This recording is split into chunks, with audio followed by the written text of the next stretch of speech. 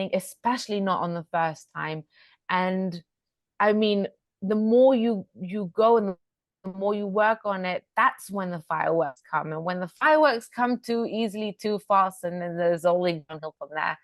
And I mean, to this day, like sometimes after sex, like I want to just high five whatever it was, because we keep exploring, we keep working on it, and it just keeps getting better. Yeah, yeah, I agree. I'm kind of just reflecting on a couple of things of like I've heard women say and men, but mostly women say like sex is so much better when you're with someone that you don't love because you don't care and so you let go. And I just think that's such a shame because you want to, It's you know, the opposite. yeah, you want to, I mean, if they're able to let go with someone, then great. But it's like, what's happening in you, your mind, your body that you can't let go with somebody that you care about? What are you not asking? What are you afraid of? And because I can kind of get it, like, they've got stuff invested in, if you think about it pragmatically, when they're with somebody that they love, then they've got so much invested that they're just so afraid, and like it becomes this huge amount of pressure, and then they break up or whatever, and then they start having sex again, and they know that they're never going to continue a relationship with this new person, and so they completely let go because it's kind of, with no pressure and nothing invested, and it's such a shame. It's just, you want to, when you're in a relationship, you want to have that trust foundation on all aspects, and that's Hmm. including sex. Because I mean, do you need to have, as you said, there is no, scientific formula like you should be having sex so often, but it is, there is a kind of, you don't have to have it every day, but if it gets to a point where you're not having it at all, where you could go, weeks and months without having it, it's not a bad sign, but it is a sign that there's something going on, and you're going to want to address that. And as they said it in the Stephen Bartlett and Laurie Gottlieb podcast, um, like, you're not alone. Like, so many people just stop having sex for all sorts of reasons. Hmm. Stress at work, gaining weight, lack of time, which kind of leads to lack of attraction and disgust and all of these things. And it's just all things that you can work on, and you can, and it's unfair, and Hmm. that, life's unfair. I mean, newsflash. I had this, my one of my previous relationships, so a couple of relationships back, where we ended up, so I went off the pill at one point. I said, okay, I'm not gonna, I don't want to take the pill anymore. I want to use, condoms, and because I just want to, I've been on the pill for 10 years, I want to stop. And we'd had this big conversation. We stopped taking the pill, and we bought a packet of 12 condoms, and 6 months down the line, only three had been used. Fun. And Because you weren't having sex, because you just weren't using them. because we weren't having sex, Mm. Well, because we weren't having sex. interesting. And this was a relationship that we started off with a lot of sex and things like that. And I told him, I said, where there's something going on, like we're not having sex. And the only reason I realized it is because of the condoms. We hadn't bought new condoms, but it had been a few months that we'd stopped having sex at that time again. Like, it wasn't Yeah, me going off the pill, like it had been a while, but because the condoms weren't going down, then it was even more obvious. And I said, like, when we you need to, realize. oh, well, yeah, and we need to, I told him, like, we need to, make sure that we're going to have sex. And so he was completely closed off to the fact of like planning for sex. And and it became this terrible routine of, I would go to bed a bit before him, like, I don't know, 10:30 or 11 or something, and he'd stay and play on his PlayStation. And I say, just please come to bed with me, like, Yeah. even if we're not going to have sex, just come to bed with me.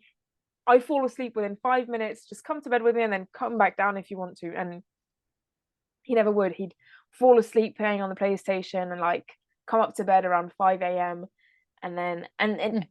all of this led, I mean, and it's a whole, all of these things led to us breaking up. And I think I talked about this guy in a previous episode concerning breakups, and it was, a bunch of things. But, one of the things was that, not that we were not having sex, it's just that lack of sex was a result of all of these other things. We weren't spending time Mm-hmm. together. He'd gained a bunch of Yeah. weight because he wasn't looking Ugh. after his body. He wasn't, he'd stopped going to the gym, and he was eating like, just McDonald's, like, more often Mm-hmm. than not. He was working nights, and we were just, just not having any quality time together, which led to the end of our relationship. And I'd said, we need to plan for sex, we need to go and see a relationship therapist, things like that, and it all imploded. All this to say, if you're not having sex, it is, then you want to think about it, of why are you not having sex, and what impact is that going to have on you and your life and your relationship. And I'll add something that for single people, if you guys are not having, self sex and pleasure and masturbating and things like that, then it is going to lead you to needing sex from somebody else, and it's not going to be the right person. And that's dangerous, because then you're going to be single people. If you're not having sex, if you're not like thinking about your own pleasure, then you're going to go and have sex with the wrong people, and it's going to lead to, all sorts of either bad sex or just like bad emotional speaking and all these things. And that's not what you want to be doing. Yeah, I think when you have so many miscommunications, or when you're having a the rest of your relationship isn't working and there's things missing, then it also impacts your sex life and vice versa. To go back to what you were saying beforehand, because I find it absurd when someone says that, they can let go better with a stranger than they can with a partner, Yeah. because A, I can let go much more, much better with someone that I know better, someone that I trust. Most likely, and past experiences, I cannot let go with just anyone or with someone that I don't know. Like, I don't Mm. understand how you could ever just give yourself up in such an intimate and personal and vulnerable way to someone you don't know. And when you don't know them, then you don't trust them. And how can you ever trust someone that you don't know? And not only that, they don't really know what you, they know what makes you feel good. They don't know what doesn't make you feel good. They don't know you very well. And so they won't be able to provide you with what you need, and it seems ridiculous to me, this whole thing. And I think with a partner that you trust and you love and knows you, then you can let go. And if you can't let go with a partner, then it means that something else is going on. I mean, it's just a whole trust issue, maybe, or maybe it's something else that is impacting it, or maybe just as tense. And it is a matter of, just taking a step back a moment, maybe just talking about the things. And I think, again, it falls down to communication, that I say again and again. I think that's the biggest key in any relationship, in any aspect of the relationship. And so, I think as well, you're saying about singles is that, at the end of the day, as singles, we feel this pressure of like, where am I going to get this pleasure? And we feel the need Yeah. to, maybe even take advantage of our singlehood to go out and party and be with a bunch of people, because apparently that's a stigma, and that's what single people do, is that they just sleep around. And that doesn't mean that you have to do that, and it certainly doesn't mean that you have to go with anyone that you can get your hands on just to be intimate. And that's a problem a lot of times with singles, that they lack the intimacy, and they yearn for it, and so they just go and let themselves be with anyone they can find, instead of understanding that there's no shame or nothing wrong with just being with themselves for a bit, getting to know what they like. I think that's a lot of times part of the problem, is that we also don't know what we want. We don't know what we're like. We don't know what it Yeah. takes to get us the climax. And I so think why not take this time to just explore, just discover. And, even if it's with another person, it's also fine. You can explore together, but it's important to take that time. Yeah, I agree. And it's that, yeah, well, you definitely want to explore. And also, like, if you're going to think about it rationally, do you want to be with somebody who's going to judge you for what you like? As long as these things are not completely, Mm-hmm. illegal, obviously. But do you want to be with somebody who's going to judge you for like what you want, what you like, and your needs? One thing. And the other thing is about the single women and the, like, not like being able to open up to people who they don't care about. I think there's a huge self-esteem issue there. And I'm thinking about a person in particular that, well, she'll never listen to this, but she is the type of person who would absolutely say, like, I own who I am and I love myself and I'm so confident and etc. etc. But actually she's not.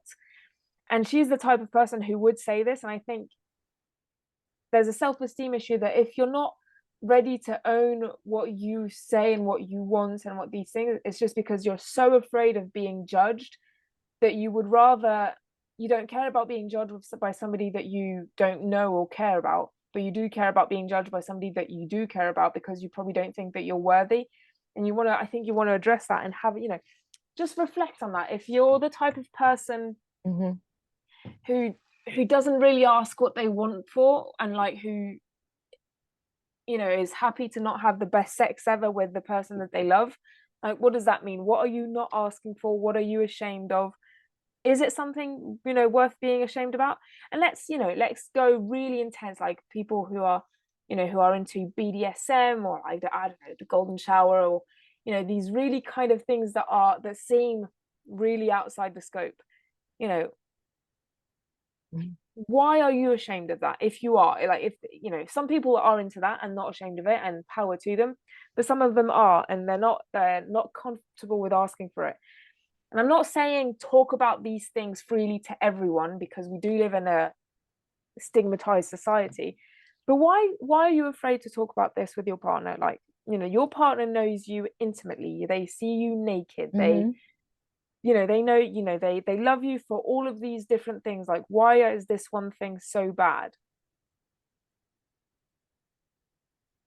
you Yeah, know I think there's more pressure on it. yeah, and I do agree